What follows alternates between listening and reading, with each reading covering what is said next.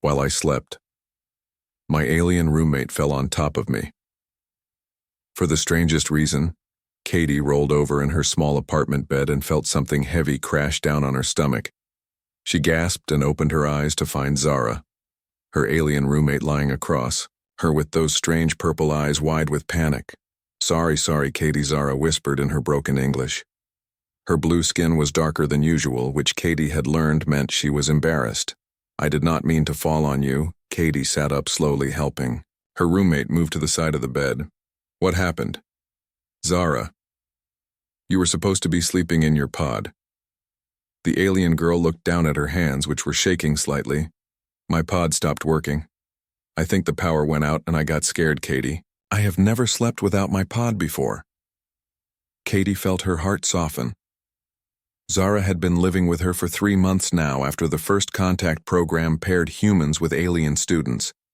The tall, blue-skinned girl was trying to learn about human culture, while Katie learned about the Volani people. But sleeping was still hard for Zara without her special sleeping chamber. "It's okay," Katie said gently. "You can sleep here tonight if you want. My bed is big enough for both of us." Zara looked surprised. "Really? You would share your sleeping space with me, but I am so different from you." "Humans," Katie smiled. "You are my friend." "Zara." Different does not mean bad. As they settled into bed, Katie noticed how Zara kept looking around nervously at the shadows. On the walls, Katie remembered that Volani people had much better night vision than humans, so the darkness probably looked different to her. "Are you scared of something else?" Katie asked. Zara nodded slowly. "On my planet, we never sleep alone. It is dangerous. The shadow creatures come when you are by yourself." Katie had heard about this in her alien studies class. Volani people had evolved on a world where dangerous predators hunted sleeping prey, so they always slept in groups for safety. Even though Zara knew there were no shadow creatures on Earth, her instincts still made her afraid. "Well, you are not alone now," Katie said. "I will stay awake and watch for shadow creatures." "But Katie, you need sleep too," Zara protested. "Your human body needs rest, Can take turns watching," Katie suggested. "One of us sleeps while the other keeps guard." Zara's face lit up with relief. "That is what my family does at home." "Thank you, Katie. You understand." As Katie took the first watch, she studied her alien roommate. Zara was tall and lean with skin that changed color with her emotions. Her hair was white and moved slightly even when there was no wind. The most amazing thing was her eyes, which glowed softly in the dark like a cat's. During her watch, Katie thought about how much her life had changed since Zara arrived. At first, she had been nervous about living with an alien, but Zara was kind and curious about everything. She loved human music and food, and was always asking questions about Earth customs.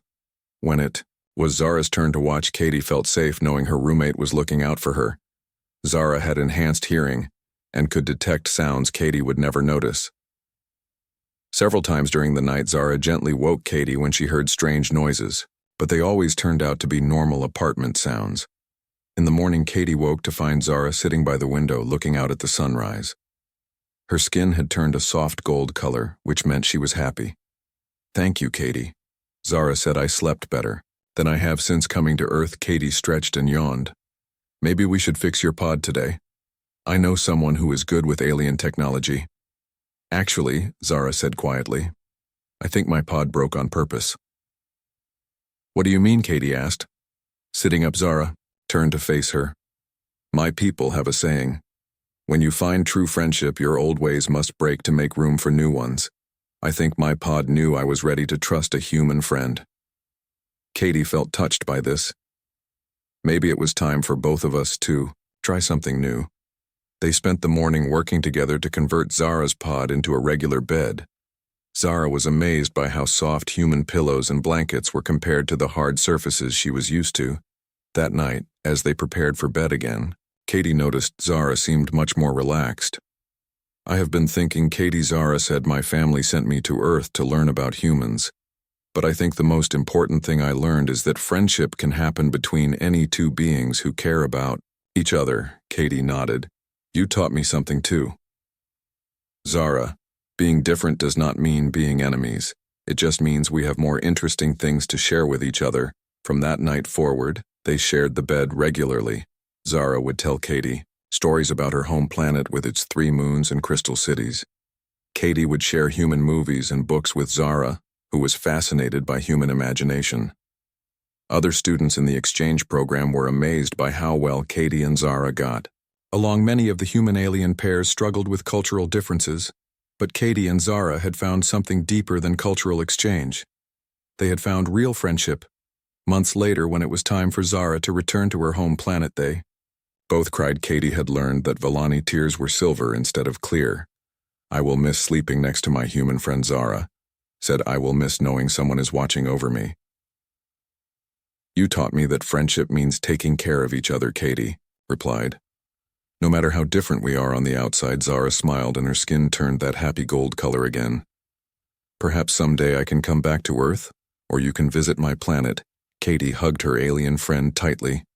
"That would be amazing." As Zara's ship prepared to leave Earth, Katie stood at the spaceport watching. Her alien roommate had changed her life forever, showing her that the universe was full of beings who could become family if you opened your heart to them. The ship lifted off into the night sky and Katie whispered, "Thank you for falling on me, Zara." It was the best accident that ever happened. Back in her apartment that night, Katie lay in her bed alone for the first time in months. The apartment felt too quiet without Zara's soft breathing and the gentle glow of her eyes. But Katie smiled, knowing that somewhere among the stars, her friend was probably telling her own family about the strange human girl who shared her bed and watched for shadow creatures. Katie had learned that home was not just a place, but the people who made you feel safe. And sometimes those people came from very far away indeed. The next morning, Katie signed up to host another alien exchange student. She had so much more to learn about friendship across the stars.